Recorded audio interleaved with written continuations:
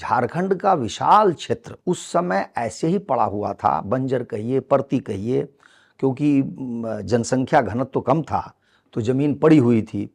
अंग्रेजों को लाट टपकती थी कि इन जमीनों पर यदि खेती हो और उनको राजस्व मिले तो वो धनवान हो जाएंगे, काफी सारा धन उनको मिलेगा। झारखंड में इसका परिणाम यह होगा कि जमीन क्रय विक्रय की वस्तु ही नहीं रही, व्यावहारिक रूप में कोई बेच ही नहीं सकता था उसको। तो इसका परिणाम यह हुआ कि यदि कभी संकट है किसी वनवासी समाज के ऊपर और भूमि को बेच करके उस संकट से उबरना चाह रहा है तो उसके पास ये रास्ता कानूनी बंद है। देखिए, स्टेट चलता है संविधान से, और मुझे ये कहते हुए कोई संकोच नहीं है कि जिन लोगों ने संविधान बनाया था उन लोगों ने यही सोच के बनाया था संविधान को कि हिंदू धर्म ऐसा है जो समाप्त होने जा रहा है या इसको समाप्त हो जाना चाहिए।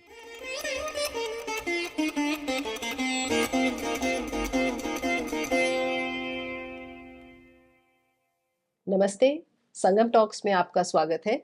आज हमारे साथ हैं डॉक्टर शैलेंद्र कुमार अपनी इस पुस्तक के साथ, जिसका नाम है ईसावाद तथा औपनिवेशिक कानूनों के चक्रव्यूह में झारखंड। डॉक्टर शैलेंद्र कुमार की कर्मभूमि बिहार रही है और वे 2 राष्ट्रीय पुरस्कारों से सम्मानित हैं। उनके अनेक लेख राष्ट्रीय और अंतर्राष्ट्रीय जर्नल्स में प्रकाशित भी हो चुके हैं। सर, आपका स्वागत है। धन्यवाद धन्यवाद संगम टॉक्स को, और आप लोगों को भी, सबको बहुत बहुत धन्यवाद। सर, ये जब हम देखते हैं पुस्तक तो सबसे पहले मन में प्रश्न आता है इसके पहले शब्द से, जो आपने लिखा है ईसावाद। ये ईसावाद क्या है और ये ईसाइयत से किस प्रकार से भिन्न है? मैं आरंभ करूं इससे पहले एक जगत गुरु को याद कर लेता हूं। वसुदेव सुतम देवम कंस चाणूरमर्दनम देवकी परमानंदम कृष्णम वंदे जगत गुरु। भगवान कृष्ण जगत गुरु हैं, तो उनको हमने याद किया। ये बहुत ही अच्छा प्रश्न है आपका कि ईसावाद शब्द मैंने क्यों दिया। यह शब्द देने का कारण यह है कि जो ईसाई हैं उन लोगों ने भारत के किसी भी धर्म को, धर्म तो छोड़िए, अपने समकक्ष रिलीजन भी नहीं माना है, और इसीलिए उसको वाद पर सीमित कर दिया है, जिसको अंग्रेजी में इज़म कहते हैं। हिंदुइज़म, सिखिज़म, जैनिज़म, बौद्धिज़्म। मैंने लंबे समय तक इन शब्दों पर चिंतन किया तो हमें ऐसा लगा जैसे हमें हमारी अस्तित्वहीनता का बोध कराते हैं वो। उनकी दृष्टि में हम कुछ भी नहीं हैं। तो एक तरह से मैंने इसका प्रतिकार किया इस रूप में कि उनके पास चाहे इस्लाम हो या ईसाइयत हो या यहाँ तक कि यहूदी, इनके पास एक ही ग्रंथ होता है और एक अपना पैगंबर होता है। हमारे पास ग्रंथ तो पुस्तकालय है, क्योंकि ये ग्रंथ पर हम सीमित नहीं हैं, और जो हमारे अवतार पुरुष हैं, भगवान हैं, ईश्वर हैं, उनकी भी कोई कमी नहीं है।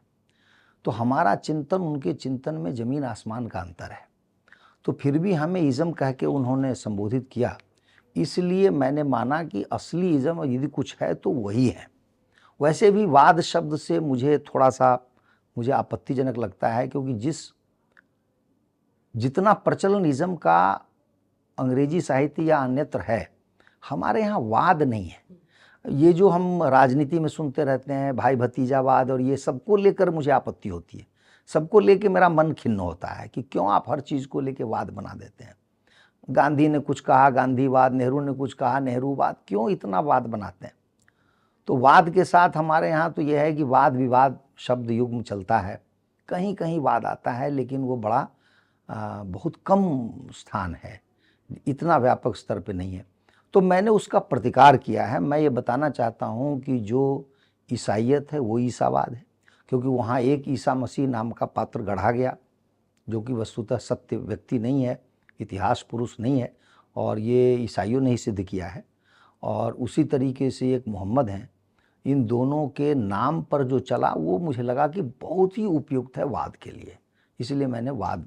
मैं मगर समझ नहीं पा रहा हूँ इज़म और कि उससे नॉन एग्जिस्टेंस है, हम नॉन एग्जिस्टेंट हैं, हमारे उनके बराबर नहीं है, ऐसा कैसे?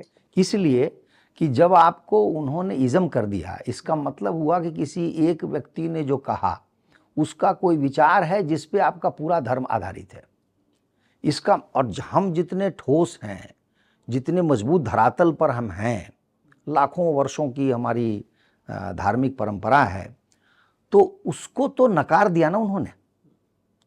उनमें से क्या लिया हमें ये भी नहीं पता, लेकिन उन्होंने हमें कोई वाद बना दिया, एक वैचारिक रूप दे दिया हमें, जबकि बहुत सारी चीजें हमारे धर्म में थी।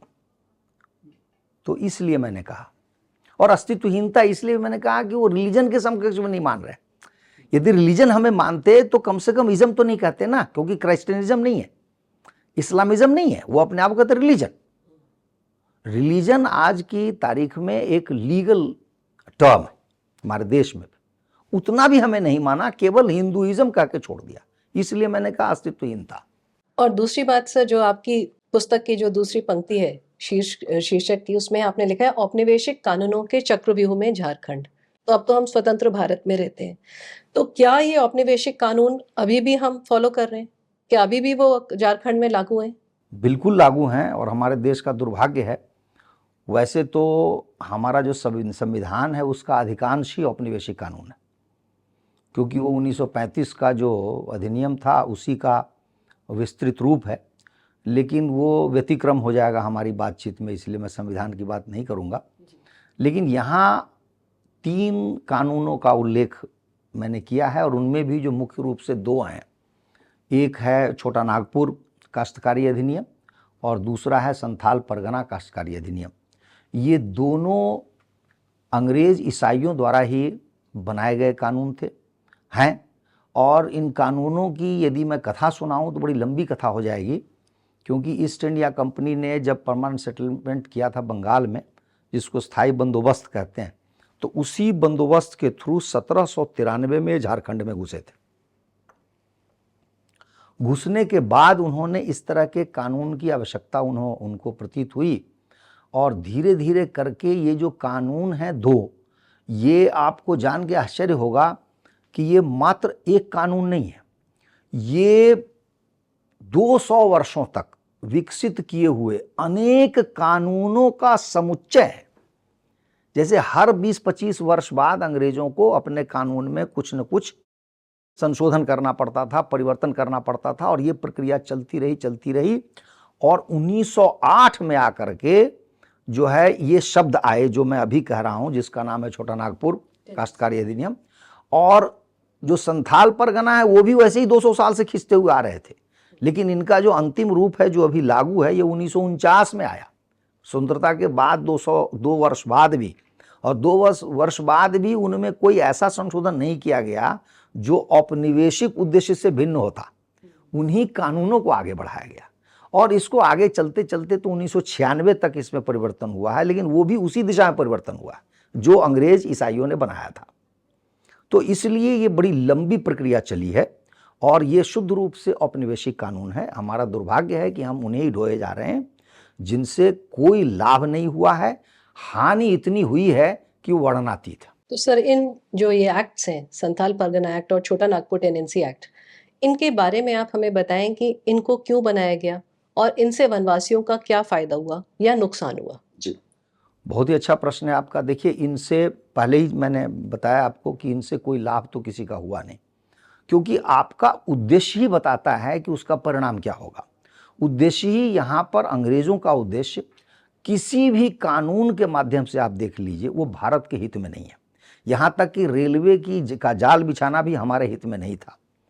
आपको बड़ा आश्चर्य होगा जान के कि हरिवंश राय बच्चन ने अपनी पुस्तक में एक जगह लिखा है कि उनके जो सगे संबंधी थे उनके गांव के लोग रेल नहीं बोलते थे, वो बोलते थे पलटन वाली गाड़ी। इसका तात्पर्य यह था कि आरंभ में केवल अंग्रेज सैनिकों को ढोने का काम इससे किया जाता था, और बड़ा विस्तार से उसमें वर्णन है कि कैसे एक परिवार आया तो लोगों ने कहा कि नहीं, तुम तो अछूत हो गए हो, उस पलटन वाली गाड़ी में बैठ के आ रहे हो। इसलिए अंग्रेजों का ईसाइयों द्वारा किया गया भारत में कोई भी कार्य, वो आप ये मानिए कि उसका उद्देश्य अपना उल्लू सीधा करना था, उनका हमारे देश या हमारे समाज के हित में नहीं था। यहां पर मैं आता हूं झारखंड पर, तो इनका उद्देश्य दोहरा था। अंग्रेजों का पहला उद्देश्य ये था कि झारखंड का विशाल क्षेत्र उस समय ऐसे ही पड़ा हुआ था, बंजर कहिए, परती कहिए, क्योंकि जनसंख्या घनत्व तो कम था, तो ज़मीन पड़ी हुई थी। अंग्रेज़ों को लाट टपकती थी कि इन ज़मीनों पर यदि खेती हो और उनको राजस्व मिले तो वो धनवान हो जाएंगे, काफ़ी सारा धन उनको मिलेगा। लेकिन वहाँ खेती करने वाला कोई था नहीं। तो उन्होंने क्या किया, बंगाल से, उड़ीसा से तरह तरह की यंत्रणा देके संथाल को विशेषकर जो संथाल समाज है उसको ले आकर के यहाँ बसाया, जो आज तो जो एक जिला हो गया है दुमका, लेकिन दुमका के आसपास 6 जिले हैं जो संथाल परगना में आते हैं और वो क्षेत्र बहुत बड़ा है। उस क्षेत्र में उनको बिखरा दिया। इसका एक बड़ा अच्छा उदाहरण मैं आपको देता हूं कि उसी स्थान पर जो पहले से रहते हुए वनवासी थे उनका नाम है पहाड़िया। ये बड़ा रोचक किस्सा है कि वो जो पहाड़िया समुदाय था, अंग्रेजों ने उनसे भी कहा कि तुम खेती करो, लेकिन उन्होंने कहा कि हम नहीं करेंगे। उनको एक दूसरा लालच दिया कि तुम यदि इस जमीन पर खेती करोगे तो हम तुमसे लगान ही नहीं लेंगे। लेकिन फिर भी उन पहाड़िया समुदाय ने उनकी बात नहीं मानी, और जब संथाल लोग आने लगे तो जो समतल क्षेत्र था उस पर संथालों ने उनको धक्का दिया, पहाड़िया को। और ये बेचारे पहाड़िया, इनको मैंने देखा है, मैं जानता हूं इन्हें। ये पहाड़िया बेचारे जो है समतल से बढ़ते बढ़ते बढ़ते बढ़ते पर्वत पे जाने लगे, घने जंगलों में जाने लगे, और अंत में इतनी ऊंचाई पर पर्वत पे चले गए कि इनका नाम ही पहाड़िया हो गया। और ये आज भी हैं, और आज भी शेष समाज से ये लगभग कटे हुए हैं, संथालों से भी दूर रहते हैं। और इनका जीवन, अभी मैं गया था दुमका, तो इनके लिए कुछ बिजली का भी प्रबंध कठिन है ऊंचाई पर ले जाना, तो वहाँ पे सोलर लैंप की बात चल रही है, उसमें हमने थोड़ा बहुत काम भी किया है। तो ये स्थिति है पहाड़िया की। तब आप देखिए आपके सामने क्या तस्वीर बनती है। तस्वीर ये है कि जो उड़ीसा बंगाल से उठा के लाया हुआ समाज है उसको आपने जमीन से बांध दिया। ये लोग बंधना नहीं चाहते थे क्योंकि इनकी जीवन शैली भिन्न थी। जो उन्मुक्त जीवन था, उन्मुक्त जीवन शैली थी, उसी में उनको आनंद था। इनको बांधा गया और इनको मारा पीटा जाता था, और इतनी भयंकर यंत्रणा दी जाती थी इनको, और इनसे बलात् खेती बाड़ी कराई जाती थी। खेती बाड़ी कराने में क्या है कि मात्र 16 वर्षों में इनकी लगान 2000 रुपए से 59,000 हो गई, यानी 26 गुना बढ़ा दी गई। अब आप सोच सकते हैं इसका परिणाम क्या होगा। इसी के परिणाम स्वरूप वहां पर निरंतर विद्रोह होना शुरू हुआ। जो सबसे बड़ा विद्रोह था उसमें एक विद्रोह में अंग्रेजों ने 10,000 संथालियों का संहार किया था। तो इनका पहला उद्देश्य था कि हमें राजस्व की प्राप्ति हो। दूसरा उद्देश्य जो अंग्रेजों के साथ साथ लोग थे 1813 के अधिनियम के बाद, क्योंकि 1813 से पहले ईस्ट इंडिया कंपनी ने ईसाई मिशनरी जो इंग्लैंड के थे उनको अनुमति नहीं दी थी अपने क्षेत्र में आने के लिए। तो हमारे देश में जो ईसाई मिशनरी उससे पहले थे वो डेनमार्क के थे, वो फ्रांस के थे। जैसे श्री रामपुर आप जानती हैं कलकत्ता के पास है, वहाँ पे फ्रेंच जो मिशनरी उनका हेडक्वार्टर था। गोवा और अन्यत्र पुर्तगालियों का मिशनरियों का था, लेकिन अंग्रेज मिशनरी को नहीं आने दिया गया था। 1813 से उनको भी आने दिया गया।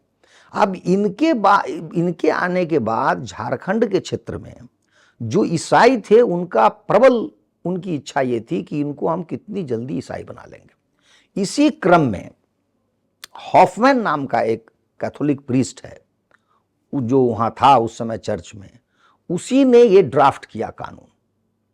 तो इस कानून के ड्राफ्ट करने वाले कैथोलिक प्रीस्ट के कारण ही आपको स्पष्ट हो जाएगा कि उसका उद्देश्य क्या होगा। प्रीस्ट ईसाइयों में जो सेवा भाव है, यह भी आपको आश्चर्य होगा कि सेवा भाव और ये जो तत्व है ये भारत में आने से पहले नहीं था। उसका कोई इतिहास यूरोप में नहीं मिलता कि ये सेवा करते थे। और इनके यहाँ जो सेंट होता है, जिसको आप सेंट अंग्रेजी में कहती हैं, सेंट का मतलब ये होता था कि उसने कितने व्यक्तियों की हत्या की है कन्वर्जन के दरमियान। जो जितनी अधिक हत्या करता था, जो जितनी अधिक यंत्रणा देता था, वो उतना बड़ा प्रीस्ट होता था, सेंट होता था। इसीलिए प्रीस्ट, सेंट आदि शब्दों का मैं अपनी भाषा में अनुवाद नहीं करता। ये कभी भी संत नहीं हो सकते, पुजारी नहीं हो सकते, क्योंकि हमारे संत, और मैंने एक उदाहरण दिया है इसमें कि कुम्भन दास थे, उन्होंने लिखा कि भाई मोको कहाँ सीकरी सो काम। उनको सीकरी से क्या काम होगा भाई, आवत जात पनहिया टूटी और बिसर गयो जो क्या बोलते हैं राम। तो इसलिए हमारे तो संत ऐसे हैं ना जो अकबर के बुराने पर नहीं जाते सीकरी, और ये तो उसी के साथ नाभिनाल बद्ध रहते हैं। तो ये हॉफमैन ने ड्राफ्ट किया, और मैंने इसी से सूत्र पकड़ा कि हॉफमैन को ऐसी क्या आवश्यकता पड़ गई इस कानून को ड्राफ्ट करने की। और अंग्रेज सरकार जो इतनी बड़ी सरकार अपने आप को मान रही थी, क्या उसके पास कोई अधिकारी नहीं था जो इस पॉलिसी मेकर जो इसको ड्राफ्ट करता? तो आपको दाल में काला नजर आ जाएगा। और सचमुच यही हुआ भी। इन लोगों को, वनवासी समाज को झारखंड में इन 2 कानूनों से, और आज भी यदि आप जाएंगे अच्छे लोगों से झारखंड में मिलेंगे तो उनका एक तकिया कलाम है कि हमें इनको बंधुआ किसान बनाया गया। देखिए, ये बंधुआ मजदूर होते हैं, बंधुआ किसान नहीं होता। लेकिन इनके साथ कितना बड़ा दुर्भाग्य था कि उनको बंधुआ किसान बना दिया गया। और बंधुआ किसान बनाने के बाद इनकी क्या दुर्गति हुई कि ये लगातार विद्रोह करते रहे। जैसे जैसे विद्रोह सघन होता था, विद्रोह की तीव्रता बढ़ती थी, ये एक और कानून बना देते थे, क्योंकि ये किसी समय उसको लॉ एंड ऑर्डर प्रॉब्लम समझते थे, विधि व्यवस्था की है, नहीं यार 4 आदमी को मारो, इसको ये दंड होना चाहिए, या इस क्षेत्र में ऐसे बना दो, वैसे बना दो। मतलब जो भी वो तात्कालिक रूप से कर सकते थे, अलग अलग अंग्रेज आते थे, अलग अलग कानून बनाते थे, और ये कानून का सिलसिला चल पड़ा। और यहां मैं एक और रोचक चीज बताऊं जिससे पूरा भारतवर्ष त्रस्त है, वो ये है कि अंग्रेजों के भारत में आने से पहले भूमि की जो गणना होती थी, हिसाब किताब होता था, माप होता था, वो बहुत भिन्न था। आपको भारतीय वाङ्मय में, साहित्य में कहीं भी भूमि विवाद का रिकॉर्ड नहीं मिलेगा कि मेरा घर आपके घर उसके बीच में कितनी दूरी है, ये झगड़ा नहीं मिलेगा। अभी जब मैं आपके साथ बैठ के बात कर रहा हूं, पूरे देश में करोड़ों मुकदमे केवल भूमि के संबंधित हैं। और ये जो मुकदमे हैं, ये जो विवाद हैं, ये विवाद बनाए गए अंग्रेजों के द्वारा। यदि अंग्रेज ये विवाद नहीं बनाते तो पूरी जो वकील जाति है उनको पैसा नहीं मिलता, जज जाति को पैसा नहीं मिलता, न्यायालयों की जो श्रृंखला बनाई है वो जस्टिफाई नहीं होता। ये क्रिएटेड प्रॉब्लम है। आपको कल्पना कीजिए कि क्या 1857 से पहले या 1757 से पहले कोई पेंडिंग केस का आपके पास रिकॉर्ड है किसी भी राज्य में कि पेंडिंग केस है? अभी कैसे हम कहते हैं 3.5 करोड़ सुप्रीम कोर्ट में केस पेंडिंग है? वो हम सोचते हैं सर जैसे हमारी जुडिशरी की शायद इनएफिशिएंसी है। नहीं, वो दूसरी बात है, उस पर मैं आऊंगा। वो जो मैं कह रहा हूं उसी में उसका उत्तर निहित है। देखिए, आपने वकील नाम का एक मध्यस्थ वर्ग खड़ा किया जो हमारे साहित्य में नहीं है। मैं पीड़ित हूं, आप न्यायाधीश हैं, मैं आपके साथ बात कर रहा हूं, आंखों में आंखें डाल के मेरे भाव भंगिमा से आपको समझ में आ रहा है कि मैं पीड़ित हूं और इन्होंने मुझे पीड़ा पहुंचाई है। दूसरी बात, जो वकील काम करता है वो यही तो कहता है ना कि आईपीसी की धारा 13 में इनको ये दंड मिलना चाहिए। तो जो धारा या जो कुछ वकील बता रहा है वो न्यायाधीश क्यों नहीं जानता है? न्यायाधीश भी तो पढ़ के आया है। इसीलिए भारतवर्ष की न्याय व्यवस्था संसार में सर्वोत्तम थी, और यदि उस न्याय व्यवस्था को अपनाया नहीं गया तो संसार में, भारत नहीं, किसी भी देश में किसी व्यक्ति को कभी भी न्याय नहीं मिल सकता। इस पे वापस आते हैं, मगर ये क्लियर नहीं हुआ कि पहले लैंड डिस्प्यूट नहीं होती थी, क्यों नहीं होती थी? हाँ, इसलिए नहीं होती थी कि हमारे यहां जिसको बोलते हैं माप का जो आपका आधार होता है, अंग्रेजों ने आते ही अपने आप को वैज्ञानिक सिद्ध करने के लिए कहा कि मैं तो मिलीमीटर सेंटीमीटर में नाप दूंगा। भूमि के साथ बहुत सारी बातें प्राकृतिक रूप से होती रहती हैं। यदि नदी की धारा इधर से इधर हो जाए तो पता नहीं, उसकी जो आपकी गणना है पिछले वर्ष की सारी बेकार हो जाएगी। यदि कोई भूकंप हुआ है तो कुछ हो जाए, कुछ भी हो सकता है। ये मैं अपनी बात नहीं कर रहा हूं, ये भारतवर्ष की बात नहीं है, अमेरिका, जापान, सब देश की यही दशा है। अंग्रेजों ने क्या किया, हमारे यहां जो होता था या तो 6.5 हाथ की लग्गी होती थी या 9 हाथ की लग्गी होती थी। लग्गी से मेरा मतलब है एक लकड़ी का टुकड़ा होता था, 9 हाथ नापता था। आप समझ सकते हैं 1 हाथ 18 इंच का होता है, तो इसका मतलब हो गया 1.5 फीट। तो 9 डेढ़ कितना हो गया, 13.5। तो हम तो 14.5 फीट में नापते थे। मेरी बात समझ रहे हैं आप? इसमें क्या होता था, 1-2 फीट का कोई मतलब ही नहीं माना जाता था। जब से आपने वैज्ञानिक होने का जामा पहन लिया तो आपने कहा नहीं, हम तो इंच में नाप के देंगे, हम सेंटीमीटर में नाप के देंगे, वो संभव नहीं है, इसलिए विवाद शुरू हो गया। और उसी के बेसिस पे अंग्रेज सरकार ने सबसे गलत काम किया, वो था सर्वे कानून बनाया। सर्वे जिसको बोलते हैं भूमि का सर्वे, उसको करके बता दिया कि ये रिंकू जी के पास जो जमीन है उसकी पूरी चौहद्दी निकाल दी और इंची में नाप के बता दिया जिस दिन इनका नक्शा जारी हुआ उस दिन राहुल जी बगल में है, वो चले गए कोर्ट में कि नहीं ये 2 इंच तो मेरा है। अब नापने वाले 2 अमीन हैं, नापने से भी फर्क आ जाएगा। ऐसी नाप हमारे यहां होती ही नहीं थी पहले। इसलिए केवल हमारी बात नहीं है, ये अमेरिका इससे त्रस्त है। अमेरिका में न्यूयॉर्क सिटी आदि में जो सैटेलाइट सब निकल रहा है, सारे पुराने नक्शे ध्वस्त बताए जा रहे हैं, क्योंकि 2 इंच आप में चला गया है, 3 इंच इनमें चला गया है। तो हमारे यहां जो मार्जिन ऑफ एरर था ना, बड़ा था। आप इसको ऐसे समझिए, उन्होंने उसको घटाते घटाते साइंटिफिक होते कहा कि नहीं मैं मिलीमीटर में नाप दूंगा। और जैसे ही सर्वे करते हैं, एक सर्वे के बाद कम से कम 1-2 करोड़ केस तैयार हो जाते हैं। अभी फिर सर्वे होने वाला है। इसीलिए सारे देश में कहा जाता है कि आप सैटेलाइट मैपिंग और ये सारी नौटंकी छोड़ दीजिए। और मैं तो हाथ जोड़ के प्रार्थना करना चाह रहा हूं कि जमीन को लेकर के आपस में ही, सबसे बड़ी बात पंचायती राज को भी अधिकार नहीं दिया गया। देखिए आप कह रहे कोर्ट में केस क्यों है? पंचायत में पहले क्या था कि लोग गांव में बैठ करके उसको सुलझा लेते थे। आपने अधिकारी पंचायती राज को नहीं दिया, सब चीज को कोर्ट में जाना है। और बीच में आपने किसको बैठाया? मध्यस्थ, वकील को। वकील का क्या इंटरेस्ट है? जितना लंबा केस चलेगा उतना अच्छा होगा उसके। इसलिए रेजोल्यूशन में उसका विश्वास नहीं है। ठीक है सर, एक बार उन पे आते हैं, छोटा नागपुर और संथाल परगना एक्ट पर। अब जैसे मैं उस चीज को देख रही हूँ, मुझे लग रहा है कि हाँ मैं जानती हूँ उसका शोषण हो रहा है, पर उस मजदूर को वो जमीन मिल भी रही है, तो उसका क्या कोई ड्रॉबैक है या उसका कोई फ्लिप साइड है? बहुत फ्लिप साइड है उसका, बहुत बड़ा उसकी हानि है। पहली बात तो यह है कि आप उसको जमीन दे रहे हैं जो लेना नहीं चाह रहा था। इसका मतलब है अनविलिंग को आप कुछ दे रहे हैं। मुझे वो चीज नहीं चाहिए, लेकिन आप मेरे ऊपर थोप के और आप महान बन रहे हैं कि आपने हमें कुछ दे दिया। हम तो बिना उसके बड़े थे, अच्छे थे। तो पहली बात तो ये धारणा ही गलत है कि आपने हमें कुछ दे दिया, हमें चाहिए नहीं था। दूसरा, यदि दे भी दिया तो आपने हमें उस जमीन से बांध दिया, और उसके बाद आपने इतना जबरदस्त हमसे काम करवाया राजस्व लेने के लिए कि हम टूट गए। हमें पैसा नहीं होता था तो हम महाजन के पास जाते थे, और महाजन क्या होता था, वो फिर वो उसी कोर्ट से जुड़ा हुआ है जो उसको कोर्ट में घसीट के ले जाएगा। हजारों लोग मरते थे। इसीलिए इतने विद्रोह होते थे जब उनको कोई चारा नहीं होता, कोई मरना नहीं चाहता गोली से। और झारखंड ही वो क्षेत्र है, आप जानती होंगी कि वहां पे बाघ को मारने के लिए व्यक्ति को पेड़ में बांध दिया जाता था कि वो बाघ व्यक्ति पर आएगा, हम उसको गोली मारेंगे। और कई बार ऐसा होता था कि बंदूक नहीं चलती थी कुछ, तो बाघ उसको खा जाता था। तो मनुष्य की वहां क्या कीमत थी अंग्रेज और ईसाइयों की दृष्टि में?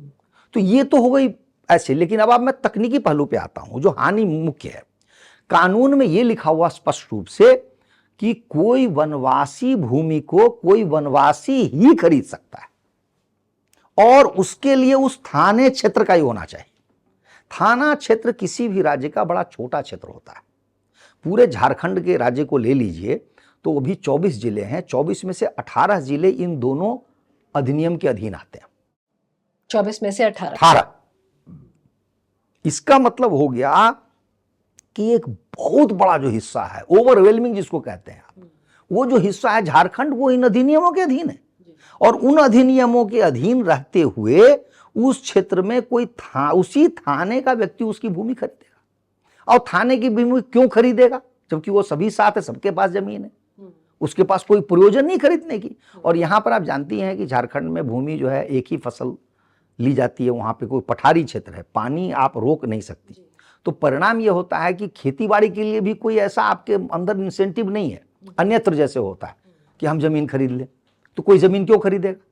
यदि वनवासियों का भी पूरे राज्य का होता कि भाई किसी का कहीं भी कोई जमीन खरीद सकता है, तो फिर भी थोड़ी सी बात होती। लेकिन खरीदने वाला होता कौन है? जो बाहर से आता है, दूसरे जिले से आता है, दूसरे शहर से आता है, चाहे नौकरी के लिए, दुकान के लिए या किसी और काम के लिए, उसको आप जमीन दे ही नहीं सकती। इसका मतलब हो गया कि झारखंड में इसका परिणाम यह होगा कि जमीन क्रय विक्रय की वस्तु ही नहीं रही, व्यावहारिक रूप में कोई बेच ही नहीं सकता था उसको। तो इसका परिणाम यह हुआ कि यदि कभी संकट है किसी वनवासी समाज के ऊपर और भूमि को बेच करके उस संकट से उबरना चाह रहा है, तो उसके पास ये रास्ता कानूनी बंद है। इसलिए लोगों ने गैर कानूनी हथकंडे अपनाने शुरू कर दिए। इसमें समाज 2 हिस्सों में बट गया। एक और हो गया भूमाफिया, बदमाश, उनमें हो सकता है कि जो राजनीतिक नेता हों या जो हों उनका भी बरदस्त है, और दूसरी तरफ वो बेचारे वनवासी जिनको थोड़े से पैसे चाहिए। तो जो हमें रिकॉर्ड बताता है, मैंने इस पुस्तक में विस्तार से उसका उल्लेख किया है, वो यह है कि वो कोई व्यक्ति जो भूमि लेना चाह रहा है उसको वनवासी समाज दान पत्र लिख करके भूमि देता है। वो लीगल डॉक्यूमेंट है क्या सर? जी नहीं, बिल्कुल बिल्कुल नहीं, बिल्कुल नहीं। वो परंपरा है, ऐसी पहले होता था पुराने ज़माने में, इसलिए लोग करते हैं, लेकिन उसका कोई वैधानिक कोई महत्व नहीं है। तो उस दान पत्र के नाम पर भूमि दे दी जाती है किसी को। अब जो लेने वाला है उसे भी लगता है कि यह व्यक्ति हमारे ऊपर कभी भी दावा कर सकता है, क्योंकि कानूनी अधिकार उस पर मेरा नहीं है, तो वो 1/4 दाम पर उस भूमि को लेता है और वहां पर उपयोग करता है। इस प्रकार निरंतर कारोबार चलता रहा। आज की जो परिस्थिति है, वनवासियों की 1/3 भूमि भूमाफिया के हाथ जा चुकी है, 1/4 दाम पर। इसका ये हुआ कि यदि ये कानून नहीं होते और मार्केट रेट पर वो जमीन बेचता, तो वो जो उसकी भूमि बिकी है उसकी 1/4 बिकी होती, तब भी उसको उतना पैसा मिल जाता। इसलिए वनवासी समाज की ही सबसे अधिक हानि हो रही है उससे। और एक और मैं उदाहरण दूंगा आपको आनंद के लिए। क्या भारतवर्ष में अन्य जगह वनवासी समाज नहीं है, या अन्य जगह कोई गरीब नहीं है, अन्य जगह कोई ऐसा पीड़ित समाज नहीं है? हर जगह है। लेकिन वहां का गरीब कैसे जी रहा है? उसको तो इस बात का कोई संकट नहीं है कि कोई अगर संकट होगा तो मैं अपनी भूमि बेचूंगा। यहीं पर क्यों है झारखंड में, और वनवासियों के लिए क्यों है? बाद में हालांकि उसमें अनुसूचित जाति और पिछड़ों को भी शामिल कर दिया गया है, लेकिन मूल उद्देश्य तो अंग्रेजों का, ईसाइयों का यही था। इसलिए मैं मानता हूं कि ये दोनों ही कानून न केवल वनवासी समाज के अहित में है, बल्कि पूरे राज्य के भी हित में नहीं है। वो भी मैं आपको बताऊंगा। झारखंड में सबसे अधिक खनिज संपदा है देश की, और उसके हिसाब से झारखंड को एक संपन्न देश बन जाना चाहिए था। मेरे एक अध्याय का नाम मैंने यही दिया है, झारखंड क्या खोया क्या पाया। जब से झारखंड बना है, अब 23 वर्ष का झारखंड हो गया, तो मैंने सारे ही आर्थिक आंकड़े दिए, बताए हैं कि झारखंड को क्या लाभ हुआ। क्योंकि झारखंड के साथ तुलनात्मक रूप से मेरे पास 2 राज्य हैं, छत्तीसगढ़ और उत्तराखंड। छत्तीसगढ़ और उत्तराखंड की तुलना में झारखंड जो है, जिसको कहते हैं साक्षरता दर, उसमें पीछे है, और प्रति व्यक्ति आय में पीछे है। प्रति व्यक्ति आय में पीछे होना और बड़ा आश्चर्य है, क्योंकि ये छत्तीसगढ़ और उत्तराखंड से भी अधिक खनिज संपदा वाला समृद्ध राज्य है। और जब तक इसका विभाजन नहीं हुआ था, तो आपको जानकर आश्चर्य होगा, 70% जो राजस्व था पूरे बिहार का, वो केवल झारखंड से आता था, क्योंकि बिहार के पास तो कुछ था नहीं। 70%। लेकिन झारखंड के विकास के लिए जो बिहार सरकार का बजट जाता था, वो 25 से 30% जाता था, जहां से 70% वो आय ले रहे हैं। हाँ। तो ये जो झारखंड राज्य बनाने के पीछे की परिकल्पना का यही आधार था कि 70% तो हम देते हैं पूरे बिहार को, जबकि इसकी जो आबादी है वो बिहार से कम है। जिस दिन 70% हिस्सा हमारे पास हुआ, दिन दूनी रात चौगुनी, हम पता नहीं कहां जाएंगे। ठीक है ना। लेकिन हुआ क्या, नतीजा उल्टा हो गया। उल्टा ये हो गया कि बिहार में अच्छी हालत नहीं है, लेकिन फिर भी तुलनात्मक रूप से उसके बेहतर स्थिति में रहा। पहली बात तो बिहार डूबा नहीं। लोग कहते थे कि जिस दिन झारखंड जाएगा बिहार ही समाप्त हो जाएगा। उल्टा हो गया, वो समाप्त नहीं हुआ, लेकिन झारखंड समाप्त होने के कगार पे आ गया। तो कारण यह है कि ये जो दोनों कानून हैं, इन कानूनों के होते हुए बाहर का कोई निवेशक वहां नहीं जा सकता। कोई, देखिए, भूमि जो है आधारभूत संरचना की, कहिए कि एक तरह से आधारभूत शर्त है, नींव है। जब हमें ये मालूम हो किसी राज्य में हम कुछ भी कर लें हमें भूमि नहीं मिलेगी, तो मैं क्यों जाऊंगा। और बड़े बड़े निवेशकों की तो बात छोड़ दीजिए। मान लीजिए आपको ऐसे शौक में, जैसे आप अखबारों में देखती हैं कि देहरादून में प्लॉट निकल रहा है, कहीं निकल रहा है, आपको निवेश करना एक व्यक्ति के रूप में, ऐसा कुछ भी आप झारखंड में नहीं कर सकती। तो वहां कोई विकास की ये संभावना का ही गला घोट दिया गया इन 2 कानूनों के कारण। तो अब सर उस भूमि पे है क्या? केवल वनवासी रहते हैं, जो वनवासियों का क्षेत्र है, और उनके घर हैं, और थोड़ा बहुत जो जमीन माफिया ने खरीदी है उनके पास अपने कुछ कंस्ट्रक्शंस हैं। नहीं, जो माफिया ने खरीदे, मैंने कहा कि वो तो 1/3 खरीदे हैं। रांची के, अब जहां जहां शहर है वहां पर तो माफिया ने खरीदा है, और वहां बहुत कुछ उन लोगों ने बना लिया है।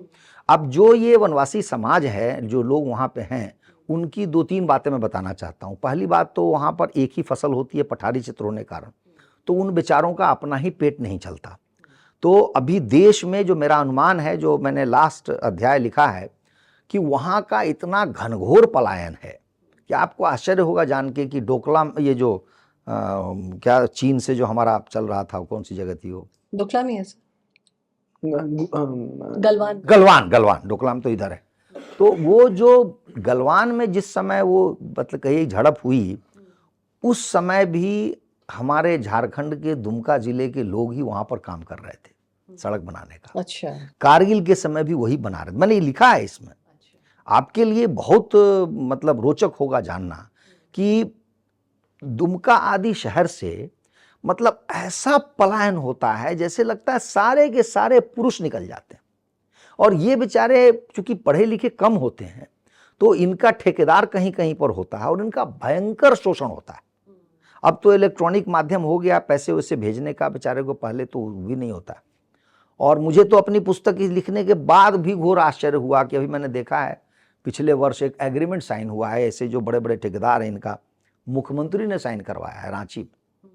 मतलब देखिए कि इतने वर्ष बाद बजाय कि ये स्थिति होती कि मजदूर वहीं रहते, और अभी भी ये उन क्षेत्रों में मजदूरों को भेजने के लिए BRO से, जो बॉर्डर रोड ऑर्गेनाइजेशन है, उनके लिए जो ठेकेदार काम करते उनसे एग्रीमेंट साइन कर रहे हैं कि इतनी मजदूरी पर इतने दिन के लिए ऐसे लोग काम करेंगे। तो ये सारे वो जमीन से, अब ये भी यहाँ पर प्रश्न हो रहा है कि उस जमीन को लेकर के वो व्यक्ति करेगा क्या जब वो खुद पलायन करके अपने घर से 1000 किलोमीटर दूर या 1500 किलोमीटर दूर काम कर रहा है, क्योंकि वहां पर रोजगार की व्यवस्था नहीं है। इसलिए मैं मानता हूं कि ये भूमि उल्टा हर चीज के लिए अवरोधक है, और ये तो एक कानूनी बात हुई। अब मैं आता हूं दूसरे पक्ष पे, जिसको आप सामाजिक पक्ष कह सकती हैं। देखिए, अंग्रेजों ने, ईसाइयों ने हमारे देश को, हमारे समाज को जितनी वो कल्पना कर सकते थे उतने हिस्सों में बांटा। मैं अपने संविधान को लेकर के मेरी धारणा यह है कि हमारे संविधान में केवल हिंदू समाज को खंड खंड क्यों किया गया? ये SC है, ये ST है, ये आदिवासी है, ये क्या, मतलब हर चीज में हिंदू समाज ही बंटता जा रहा है। ये उन्होंने जानबूझकर बांटा है, और वहां जो शब्द चलते हैं वो भयंकर है। झारखंड में आप रहें तो आपको तुरंत समझ में आ जाएगा। अब ये अंग्रेज ईसाइयों द्वारा क्रिएटेड है। जैसे बिरसा मुंडा के आंदोलन के समय शब्द बना था दीकू। दीकू शब्द दिक्कत से बना था, उसका शॉर्ट फॉर्म था कि जो लोग हमारे समाज का हिस्सा नहीं है वो हमें दिक्कत पहुंचा रहे हैं। तो वहां पर हो गया दीकू गैर दीकू, ऐसे समाज बट गया। आज जो है वहां पर समाज बटा हुआ है, एक शब्द है सदान। सदान का मतलब होता है बाहरी। अच्छा। हाँ, और ये जो वहां पर जो आज ईसाई समाज है ये सारा फीड करता है लिख लिख करके, वो बताता है कि ये जो सदान है, जैसे मान लीजिए बिहार से कोई जाके वहां रह रहा हो, बंगाल से कोई जाके रह रहा हो, उत्तर प्रदेश से कोई रह रहा हो, तो वो कहेंगे कि भाई ये सारे लोग तो बाहरी हैं, और उनकी अपने शब्दकोश में तो उसका प्रयोग करते हैं घुसपैठ।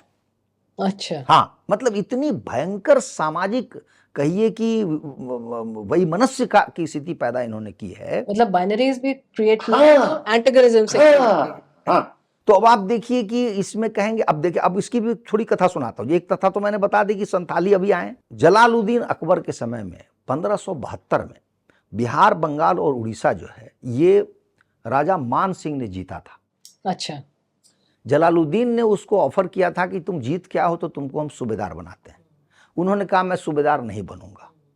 तो 3 नाम अकबर ने दिए इस महाराजा मान सिंह के की याद में, कहिए कि सम्मान में। पूरा नाम था राजा मान सिंह, नहीं वीर मान सिंह। तो वीर भूमि बना, मान भूमि बना और सिंह भूमि बना। तो ये बिहार, बंगाल, उड़ीसा का जो बड़ा क्षेत्र है वो है वीरभूम, मानभूम, सिंहभूम, और ये आज भी है। ये 1572 से लेके आज तक ये चला आ रहा है।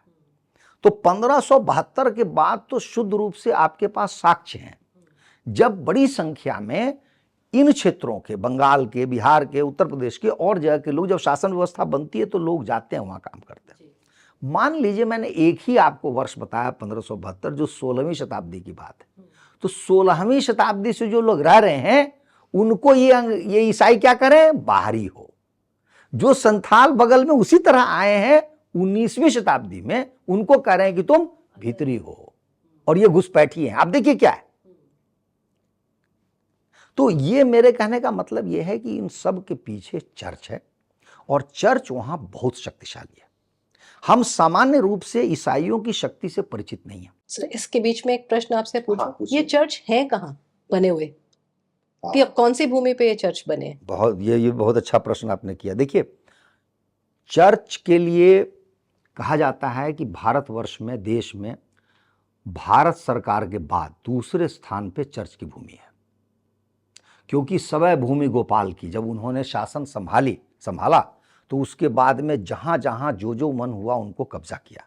लेकिन इसमें एक अच्छी बात है, अधिकतर भूमि जो चर्च को गई हुई है वो, क्योंकि भारत में जब अंग्रेज जा भी रहे थे 725 राजा थे, तो जब आए थे उस समय तो सब जगह कोई ना कोई राजा था, तो किसी न किसी राजा से इन्होंने पट्टा लिखवाया था अंग्रेजों ने। ये अच्छी बात की थी 99 वर्षों के लिए। इसलिए कई लोग वकील कहते हैं कि ये चर्च के सारे जो अधिकार है समाप्त हो चुके हैं। हाँ। इनको यदि कानून से कहा जाए तो ये चर्च ध्वस्त हो सकते हैं।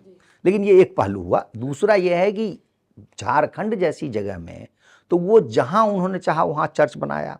उनके लिए वो जो इस पर रोक है कि कोई कुछ नहीं कर सकता, वहां भी उनका चर्च है। चर्च ही नहीं है, वहां उनका विद्यालय है, वहां उनका अस्पताल है। ये भूमि वनवासियों की हाँ, उनकी वनवासी भूमि है। और मैं आपको एक आंकड़ा दूं, पूरे भारतवर्ष में यदि आप औसत लगा लें तो ईसाइयों का अनुपात जनसंख्या में 2.3 है मात्र, लेकिन शिक्षा में वो है लगभग 30%। 30%। तो 1 मिनट के लिए आप गणना करके देखिए, उनका जो सामाजिक प्रभाव है वो 30% का है। मैंने गणना की है कि वो स्वयं 3 करोड़ 3.25 करोड़ नहीं है, लेकिन उनके विद्यालयों में 3.25 करोड़ बच्चे पढ़ते हैं। इसका मतलब क्या हुआ?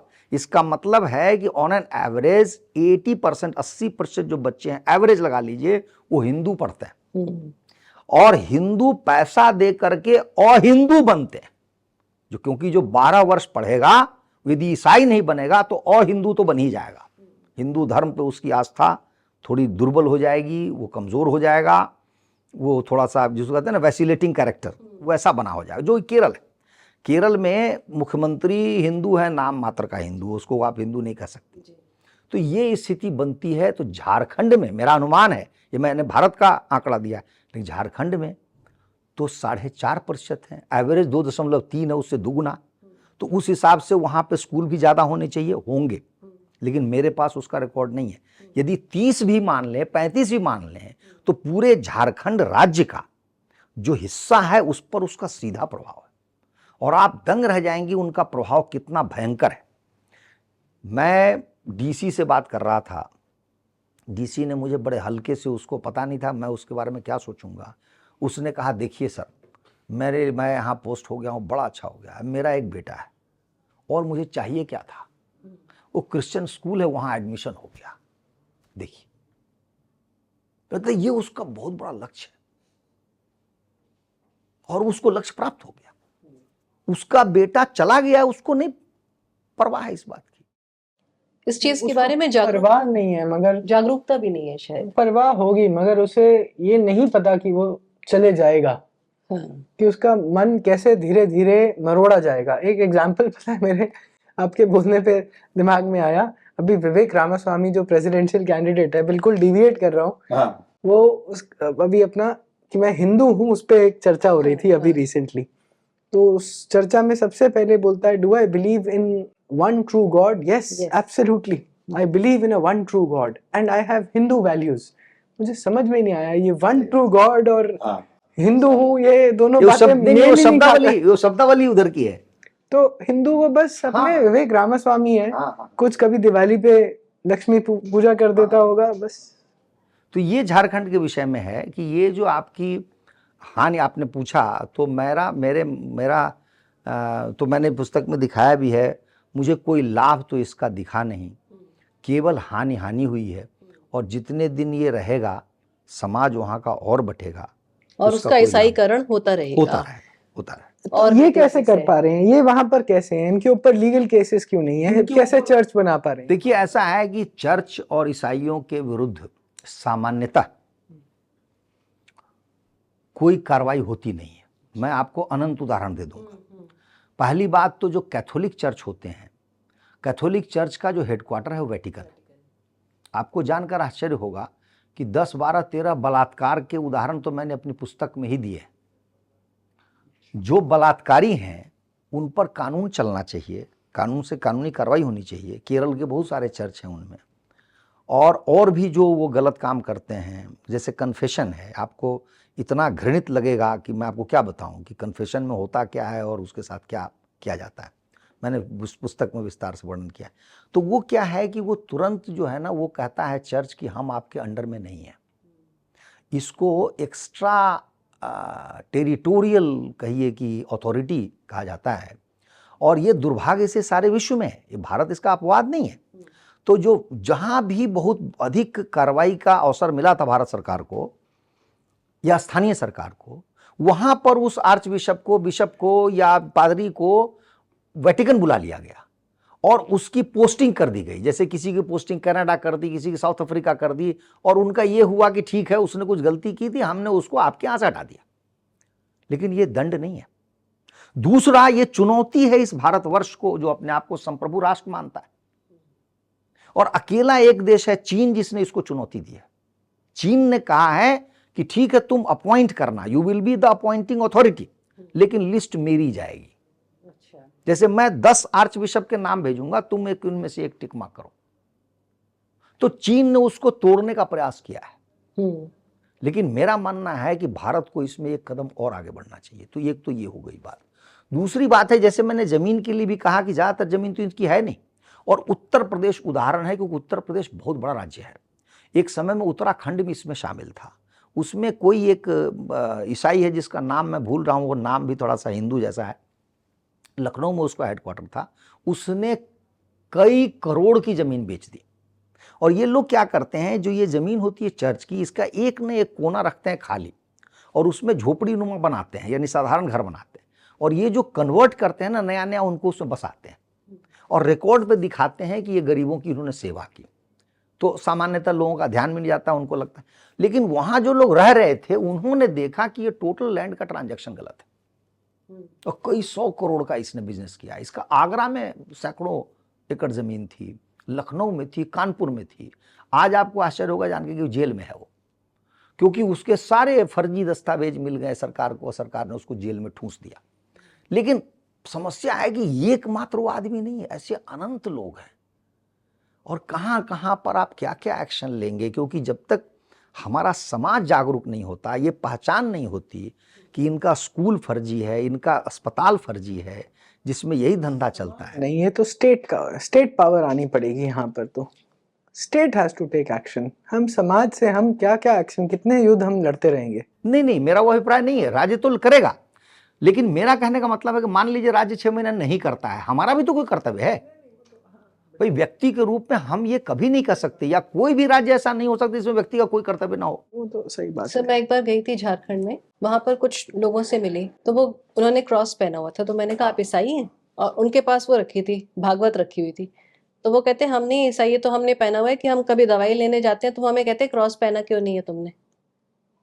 तो उस रूप में भी वो ईसाईकरण उनका हो ही रहा है। अब पहली जनरेशन को ये पता है, वो रामायण भी पढ़ लेंगे, भागवत भी पढ़ लेंगे, लेकिन बाद के जो लोग आएंगे उनके लिए तो वो क्रॉस रहेगा ही रहेगा। मतलब पहले वाले जो जनरेशन है वो थोड़ा सा हिंदू है, हैक भी कर लेंगे। उन्होंने एक फिक्स कर लिया है अपना कि हम ऊपर से दिखने के लिए हमने क्रॉस पहन लिया, क्योंकि हमें पैरासिटामोल जैसी साधारण दवाई भी तब तक नहीं मिलेगी उस मिशनरी चिकित्सालय से जब तक वो क्रॉस हमने नहीं पहना होगा। तो हमने पहन लिया, लेकिन पढ़ हम रामायण रहे, हमारे घर में भागवत भी रखी है।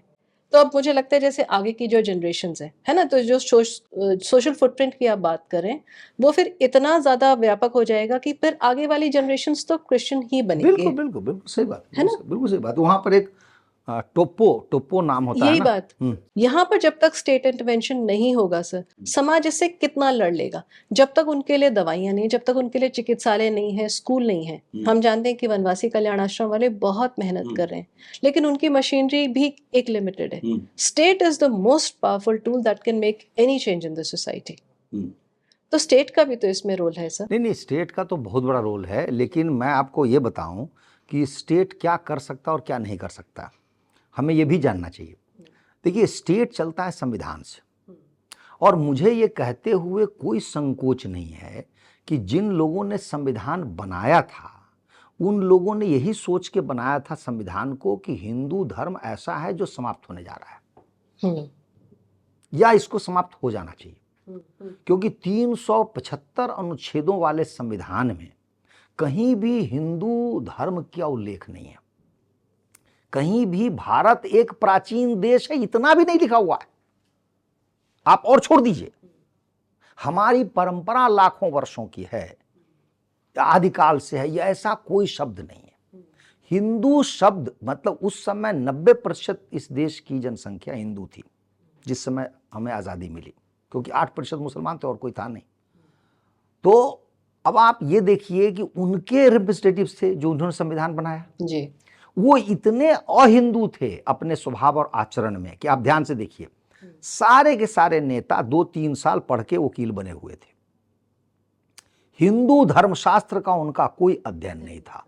उनके परिवार में पारंपरिक रूप से पूजा पाठ होता होगा, इतने से ही उनका संबंध था।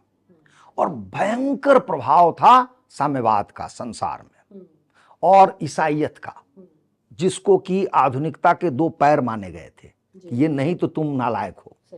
उस प्रभाव और अपनी कोई परंपरा या ज्ञान न होने के कारण जिस संविधान का हमने निर्माण किया वो अहिंदू संविधान है, हिंदू विरोधी संविधान है, हिंदू द्रोही संविधान है। क्योंकि उसमें 26 से लेकर 31 तक के जो अनुच्छेद हैं उनमें शुद्ध रूप से सारे के सारे विशेषाधिकार अल्पसंख्यकों को दिए गए हैं। ये जो आप बात कह रहे हैं कि ईसाइयों के साथ क्या किया सकता है, उसमें राज्य की बहुत सीमा है। जैसे उनको ये स्वतंत्रता है कि वो चाहे जब चाहे जहां चाहे स्कूल खड़ा कर ले, ठीक है ना, क्योंकि उन पे लिखा हुआ है संविधान में कि लिपि, संस्कृति, भाषा, इन सबके नाम पर वो तांडव मचा सकते हैं और आप कुछ नहीं कर सकते। राइट टू एजुकेशन में हम बंधे हुए हैं। तो ये मेरे कहने का मतलब ये है कि संविधान ने आपके पैर में बेड़ी लगा दी है। जब तक इन प्रावधानों में मौलिक रूप से कोई परिवर्तन नहीं होता तब तक आप कुछ विशेष नहीं कर सकते। तो ये 2 लॉज तो चेंज किए जा सकते हैं ना, छोटा नागपुर और ये दूसरा टेनेंसी एक्ट। हाँ, आराम से किया सकता है। इसमें अच्छा, इसमें अच्छी बात यह है कि मैंने इसमें वर्णन भी किया, इसमें सर्वोच्च न्यायालय ने भी टिप्पणी की है। अच्छा, हाँ, तो उस पेपर सर कोई कार्रवाई उसने केंद्र सरकार को कहा है और बड़ा अच्छा कहा है कि इसमें तो भारतवर्ष का कानून होना चाहिए कि जो भी ऐसे फालतू कानून है, सुप्रीम कोर्ट ने कहा है कि एक कमेटी बना दो और कमेटी से लेकर के सीधा संसद से पास करा के पूरे देश का काम कल्याण कर दो। अच्छा। अब इसका एक और पहलू देखो, ये जो है ये आप समझिए कि उसका बड़ा सा जो कहिए कि बड़ा रूप वो पूर्वोत्तर भारत में इसका, ये तो चलिए कि 24 जिले में से 18 जिले, वहां तो सारा का सारा राज्य ऐसा है। अब आप एक देश के नागरिक होने के नाते सोचिए कि ये कानून दूसरी तरह से कितना विभेदकारी है। जैसे झारखंड का, अच्छा बुरा छोड़ दीजिए, वनवासी समाज का व्यक्ति है, वो दिल्ली आ जाता है, उसकी जमीन तो मैं नहीं खरीद सकता, रिंकू जी नहीं खरीद सकती है, राहुल जी नहीं खरीद सकते, लेकिन वो जो वनवासी व्यक्ति है वो दिल्ली आ गया, पैसे वाला हो गया, तो दिल्ली में जमीन खरीद सकता है। आप बताइए एक ही देश में ऐसा कैसे होगा कि एक व्यक्ति की तो भूमि अक्षुण्ण रहे, दूसरी व्यक्ति की भूमि क्रय योग्य है। और यह भी पूरे नॉर्थ ईस्ट के लिए भी लागू होता है कि कोई नागालैंड का आदमी है वो दिल्ली में खरीदेगा, फरीदाबाद में खरीदेगा, गुड़गांव में खरीदेगा, मगर आप उसकी जमीन छू नहीं सकते। सेम जम्मू कश्मीर। अच्छा, जम्मू कश्मीर का नाम बहुत अच्छा लिया आपने, मैंने इसका उल्लेख किया। मैंने ये कहा है कि ये पटाक्षेप है, ये आपको 370 आपने आखिरकार हटाया क्यों था? इसीलिए तो हटाया था कि पूरे भारतवर्ष के लोग वहां भूमि नहीं खरीद सकते थे। तो उन्होंने वापस डाल दिया ना कि आपको 30 साल तक कितना रहना पड़ेगा, तभी दिखाना पड़ेगा 30 साल से रह रहे हो तभी आप ले सकते हो।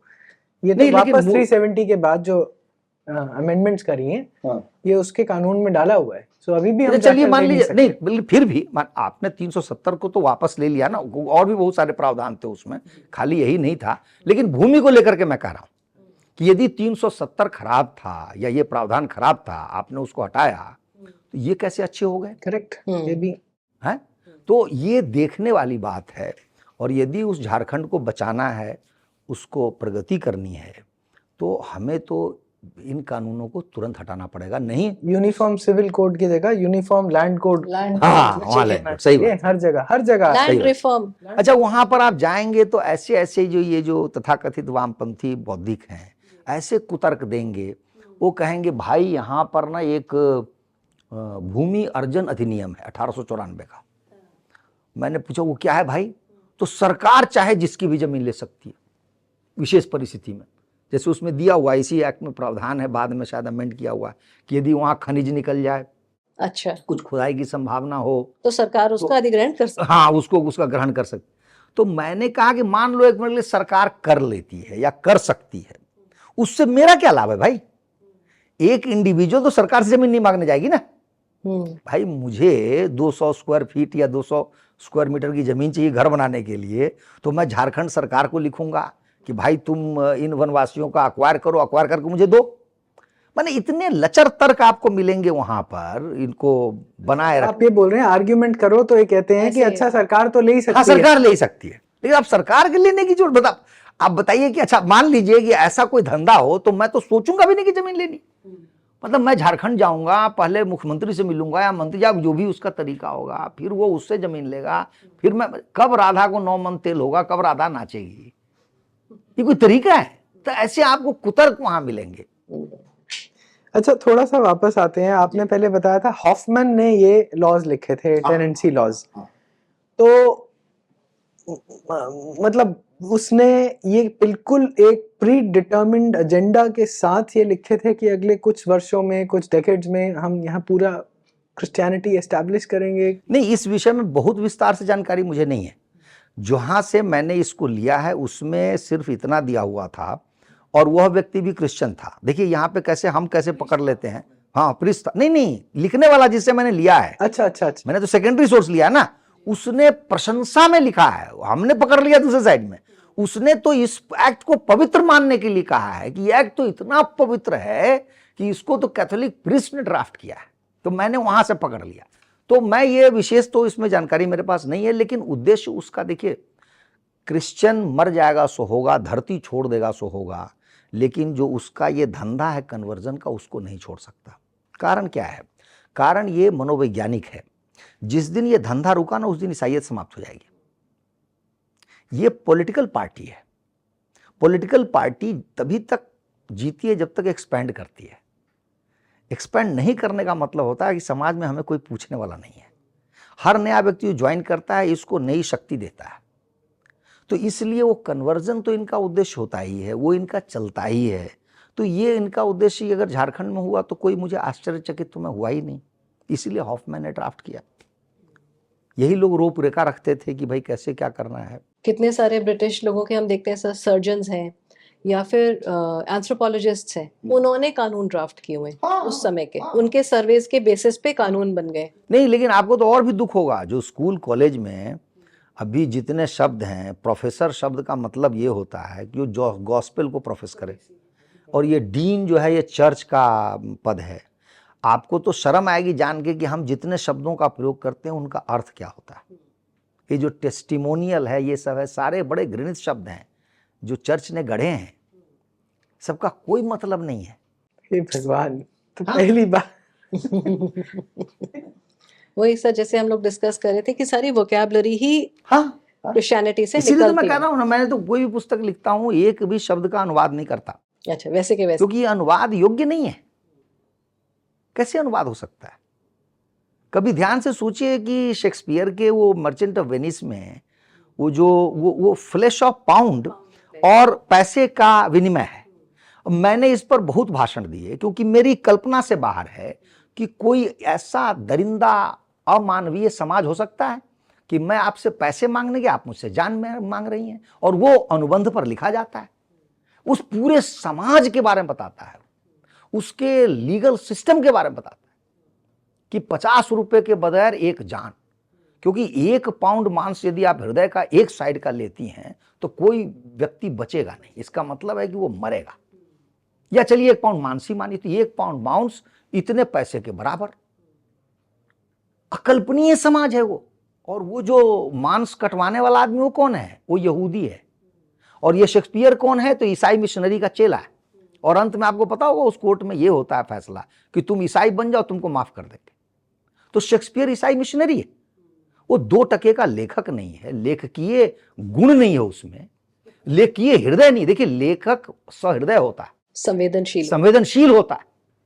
इस बेवकूफ आदमी के पास में कोई संवेदना नहीं है शेक्सपियर के बारे में। वो कहता है कि तुम ईसाई बन जाओ तो तुमको माफ कर देते हैं, और यहूदी को पेंट पढ़ा क्यों जाता है शेक्सपियर को, मुझे ये नहीं समझ में आता। जो मनुष्य नहीं है। तो ये है इसमें ईसाइयों को लेकर के बहुत सारी बातें हैं। नहीं सर, बहुत आपने अच्छा हमें पूरा बताया, कितना विस्तृत रूप से कि वो एक कानून और उससे कितनी सारी धाराओं पर हमने चर्चा की। बहुत अच्छी बात आपने हमें बताई। और कुछ और आप पूछना चाहते हो राहुल? नहीं, तो मंदिरों के बारे में हमने बात नहीं की। आपका जो ये किताब की शुरुआत है उसमें आपने बहुत सारे मंदिरों का विवरण दिया है जो बहुत ही खराब हालत में है। तो मंदिरों से, झारखंड से, इसावाद से, और फिर हम भू कानूनों तक आ गए। तो ये जो जर्नी आपकी शुरू हुई है, जो यात्रा शुरू हुई है, वो मंदिरों से हुई। उसका कारण आपका क्या रहा? ये आप जितनी बातें कर रही हैं सारी बातें आपस में जुड़ी हुई हैं, यही सिद्ध करने के लिए मैंने इसको लिखा है। पुस्तक का जो स्वरूप है यात्रा वृतांत है। मैं सबसे पहले पहुंचता हूँ वहाँ, तो मुझे बताया जाता है कि एक मलूटी नाम का गांव है जहाँ पर बहुत ही सुंदर मंदिर हैं, और वो क्या वर्ल्ड हेरिटेज और यूनिसेफ वाले में उनका नाम आ गया है। और 2015 में उसकी झांकी दिखाई थी झारखंड सरकार ने, और 2015 में ही प्रधानमंत्री भी वहाँ पहुँचे थे। तो इस कारण से मैं उत्सुकतावश वहाँ गया। तो वहाँ पर एक स्थानीय राजा ने 108 मंदिर बनाए थे, जिनमें से अब तो 72 तो किसी न किसी रूप में हैं, शेष ध्वस्त हो चुके हैं। तो ये जो 72 अभी हैं उनको देखने का मुझे अवसर मिला। तो मैं देखकर अभिभूत हो गया, क्योंकि उसकी जो कला है, उत्कृष्टता है, वो वर्णन करना कठिन है। टेराकोटा शैली में बनाया हुआ मंदिर है, और हर मंदिर भिन्न है एक दूसरे से अपनी कुछ न कुछ बनावट शैली में। और कलाकारों की कला देखिए कि उस पर राम रावण युद्ध जैसे जटिल विषय को रेखांकित किया है, उसको चित्रित किया है।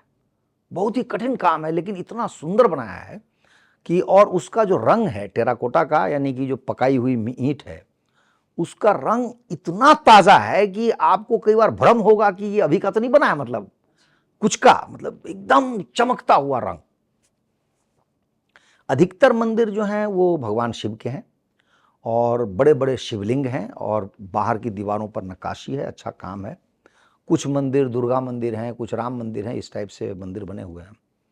और कुछ तो टूट गए हैं, उनकी हालत ख़राब है। उसी के साथ 108 तालाब भी बनाए गए थे। तालाब तो मुझे इतने नहीं दिखे, हो सकता है वो भर भरा गए हों, ध्वस्त हो गए हों, सूख गए हों। तो मलूटी, मैं विस्मित हुआ। मतलब मैं समझ नहीं सकता था कि हमारे देश में इतना बड़ा, मतलब अच्छा कुछ कई सौ वर्षों से, क्योंकि इनका जो निर्माण काल है वो कहा जाता है कि 1720 का है। तो 1720 से भी लगा लीजिए 2020 300 साल से ज़्यादा हो गया। 17/4 = 400 साल हो गए लगभग। तो इतने में भी बहुत मंदिर बिल्कुल अक्षुण्ण है, अच्छी हालत में है। तो इसकी कथा हमने सुनी, वहाँ पर एक छोटी सी मुझे पुस्तक मिल गई, उनके आधार पे मैंने इनकी कथा बुनी और उसके बारे में बताया कि पुस्तक में कि क्या है। संयोग ऐसा हुआ कि वहाँ पर जो सबसे बड़ा आज जो पूजनीय मंदिर है, जिसका धार्मिक महात्म्य है, आप भी जाएंगे तो वहीं सबसे पहले आपको जाना पड़ेगा, क्योंकि मुख्य द्वार के सामने है, और ये मुख्य द्वार प्रधानमंत्री के कारण बनाया गया है, जो अच्छा लगता है। उसका नाम है मौलिकछा, मौलिकछा देवी। मौली माथा को कहते हैं, चंद्रमौली। तो उसी मौली से, मस्तक से मौलिकछा बना है। वो जो मौलिकछा देवी हैं, देवी का रूप है, उनका केवल मस्तक का हिस्सा है, शरीर नहीं है, मस्तक का हिस्सा। ये भी देखिए कितनी विलक्षण चीज है। यहाँ केवल शरीर है, छिन्नमस्तिका में शरीर गायब है, और ये दोनों चीजें ये सब झारखंड में ही हैं। इतनी अद्भुत चीज है।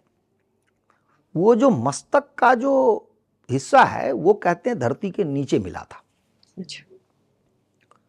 एक विरोचनी देवी कहा जाता है बौद्ध साहित्य में और जैन साहित्य में, कहा जाता है कि वही देवी हैं। और बनारस के कोई पंडित थे, उन्होंने इसकी पहचान की थी। तो उस मौलिक्षा देवी की स्थापना की गई है वहाँ पर, और बड़ी भीड़ रहती है उनको देखने के लिए, दर्शन करने के लिए, पूजा करने के लिए लोग आते हैं। तो ये जो मौलिक्षा देवी हैं, इनका स्थानीय नाम है बड़ी माँ। ठीक है, लोग बड़े स्नेह से बड़ी माँ कहते हैं। तो जब हमारा दर्शन करने का कार्य समाप्त हुआ तो हमारे साथ के जितने लोग थे उन्होंने कहा कि सर यहाँ से बहुत बगल में रामपुर हाट जगह है, क्योंकि ये बंगाल की सीमा पर है, एकदम सीमा पर है, तो वहाँ चलिए, तारा देवी हैं, उनका दर्शन कर लीजिए। तो हम लोग वहाँ चले गए। तारा देवी जो है वो रामपुर हाट एक जगह है बंगाल में, उसी में है वो। जब मेरी गाड़ी ये मलूटी गांव को छोड़ती है और झारखंड की सीमा छोड़ती है, तो मुझे दूसरा ही संसार दिखा। वो इतना विकसित कि आप सोच नहीं सकते। मुझे लगा ये आदिम युग में है, यहाँ ना घर है ना मकान है। जैसे मान लीजिए कोई व्यक्ति हो जिसको आप कहें कि तुम मलूटी देख के आओ, वहां शाम हो जाए तो बेचारा मर जाएगा। वहां कुछ भी नहीं है रहने को। जबकि तारा देवी में कई किलोमीटर तक केवल होटल हैं, लॉज हैं, और सब बड़े बड़े आलीशान व्यवस्थित। मतलब इतने बड़े बड़े होटल की कई बार तो मुझे लगा कि दिल्ली में शायद कोई होटल होगा ऐसा जिसमें खेलने की जगह है, दौड़ने की जगह है। और तारा देवी संयोगवश मौलिक्षा माँ जो है उनकी छोटी बहन है।